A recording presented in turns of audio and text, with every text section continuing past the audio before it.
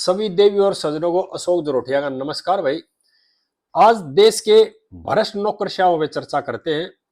जो देश के भ्रष्ट नौकरशाह ना, वो इतना भ्रष्टाचार करते हैं, रोजाना कोई न कोई बड़ा अधिकारी पकड़ा जा रहा है सीबीआई द्वारा।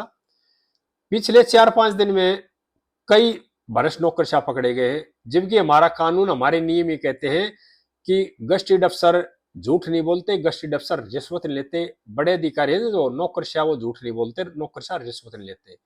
लेकिन पिछले 4-5 दिन के अंदर 4-5 नौकरशाह पकड़े गए हैं। 31/5/2025 को सीबीआई ने उड़ीसा के भुवनेश्वर से ईडी के डिप्टी डायरेक्टर हैं चिंतन रघुवंशी को 20 लाख रुपए रिश्वत लेते हुए पकड़ा है। मामला क्या था? खनन के मुकदमे की जांच कर रहे थे, मालिक से 2 करोड़ रुपए रिश्वत मांगी कि तेरे मामले को रफा दफा कर देंगे। 50 लाख में सौदा हुआ, 20 लाख रिश्वत लेते हुए 31/5/2025 को पकड़े गए। उसी दिन 31/5/2025 को उड़ीसा में भुवनेश्वर में उड़ीसा की विजिलेंस की टीम ने ग्रामीण विकास विभाग के मुख्य अभियंता बैकुंठलाल जी को पकड़ा। बैकुंठलाल जी भी एक दिन बाद रिटायर होने थे, नौकरी पूरी हो चुकी थी, रिश्वत लेते हुए पकड़े गए।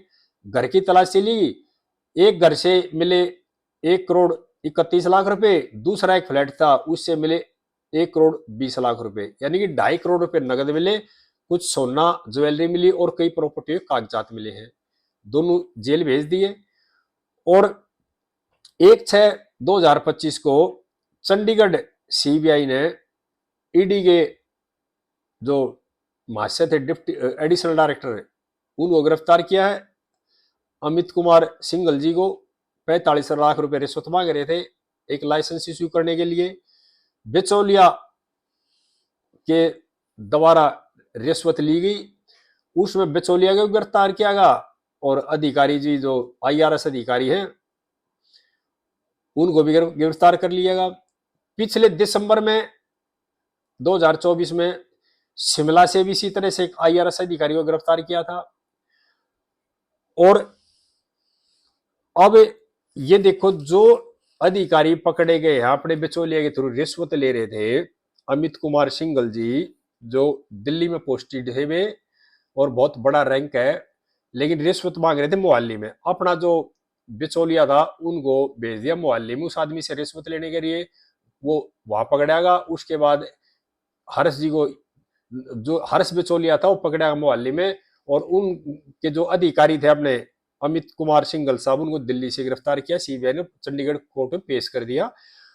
और अमित कुमार सिंघल की जो कन्वर्सेशन हो रही थी फोन के द्वारा, वो भी रिकॉर्ड आ गई है, और इस तरह की बातें करते पाए गए थे। उनके घर से जो बरामदगी हुई ना, ये अखबार में आ रही है, दैनिक जागरण में। ये देख लो भाई, ये नोटा का बंडल है और ये सोना चांदी ये रहा। और 3 जून 2025 का अखबार है, पेज नंबर 10 है, दैनिक जागरण में, पढ़ भी लेना। इसी तरह से गाजियाबाद में पोस्टेड थे आईआरएस अधिकारी हैं, इनका नाम अमित निगम है। वे अमित सिंघल थे, ये अमित निगम जी आगे आईआरएस अधिकारी हैं। इनके पास 14 अवैध संपत्तियां पाई गई हैं, अचल संपत्ति 14। और आईआरएस अधिकारी हैं, सीबीआई ने इनको भ्रष्टाचार में अरेस्ट किया था। कोर्ट ने ऑर्डर कर दिए भाई, इनकी जो संपत्ति है ना, ये अमित निगम साहब एडिशनल कमिश्नर है ईडी में। और ये देख लो, अखबार है 4 जून 2025 का, दैनिक जागरण, पेज नंबर 8 है। ये देखो आईआरएस अधिकारी का जी ये मामला, ये देख लो।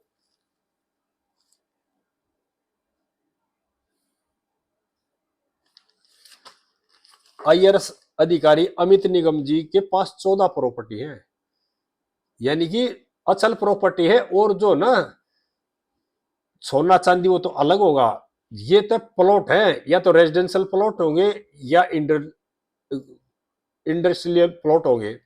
ये तो 14 है, इनको जो अटैच करने के ऑर्डर करे गए हैं। यानी एक आदमी के पास 14 प्रॉपर्टी। कितने देश में आईआरएस आईपीएस आईएएस अधिकारी है जो भ्रष्ट है, उनके पास कितनी होंगी, ये अंदाजा लगा लो देशवासियों। और ये ना अमित निगम है, 2008 से और 2018 के बीच पोस्टिंग रहे थे यूपी में कई जगह, मुरादाबाद में, लखनऊ, दिल्ली के बीच में। तो ये सारी जो प्रॉपर्टी इकट्ठी कर रखी है ना, इन इस दौरान ही कर रखी है इन लोगों ने, यानी कि भ्रष्टाचार की इंतहा कर रखी है। जितने भी पकड़े गए हैं छोटे रैंक का कोई अधिकारी है, सारे बड़े बड़े रैंक के अधिकारी है। और ये कहते हैं भाई बड़े अधिकारी रिश्वत नहीं लेते। हमारे देश का जो संविधान, हमारे देश का कानून नियम ये कह रहे हैं बड़ा अधिकारी झूठ नहीं बोलता, बड़ा अधिकारी रिश्वत नहीं लेता। हमारा कानून, हमारे देश के लोग सभी गस्टेड अफसर के ऊपर विश्वास करते हैं। कोई भी डॉक्यूमेंट कराना हो, अटेस्टेड कराना तो इनके पास से कराते हैं। क्यों? क्योंकि संविधान में एक प्रोविजन दिया है कि गस्टेड अफसर झूठ नहीं बोलता, ये सत्य बोलता है, इसलिए उसे अटेस्टेड करेगा, ये सही करेगा। लेकिन जितने मैंने आपको नाम लिए सारे गस्टेड अफसर हैं, सारे नौकरशाह हैं, छोटा कर्मचारी कोई नहीं है। और जिसके भी घर की तलाशी हुई उधर रुपए मिले, करोड़ों रुपए और करोड़ों रुपए की संपत्ति मिली है। यानी कि देश के जो नौकरशाह है ना, देश को चूस रहे दीमक की तरह से। छोटे जो कर्मचारी हो बदनाम होते हैं, जो बड़े नौकरशाह है ना, जितना बड़ा अधिकारी है उतनी ज्यादा रिश्वत की डिमांड, उतनी बड़ी फीस है इन लोगों की। देशवासियों से मेरी प्रार्थना, इन लोगों के खिलाफ आवाज उठाने की जरूरत है। इनके भ्रष्टाचार का भांडा फोड़ना जरूरी है। कुछ लोग राजनीति में बैठे भ्रष्ट लोग, और कुछ लोग कार्यपालिका में बैठे जो भ्रष्ट लोग हैं। ईमानदार लोगों का है कोई जिक्र नहीं है। इन ईमानदार लोगों को डरने की जरूरत नहीं है। ईमानदार लोग डरते भी नहीं है।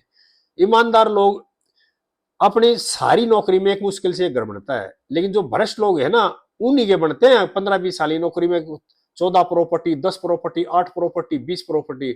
ये भ्रष्ट लोग हैं, वही बनाते हैं। इसी तरह से कुछ भ्रष्ट नेता भी हैं और कुछ भ्रष्ट नौकरशाह हैं, जो इनका एक गठजोड़ हो चुका है समाज में। इनका सिर्फ एक ही ध्येय है, किसी भी तरह से करो, भ्रष्टाचार करो।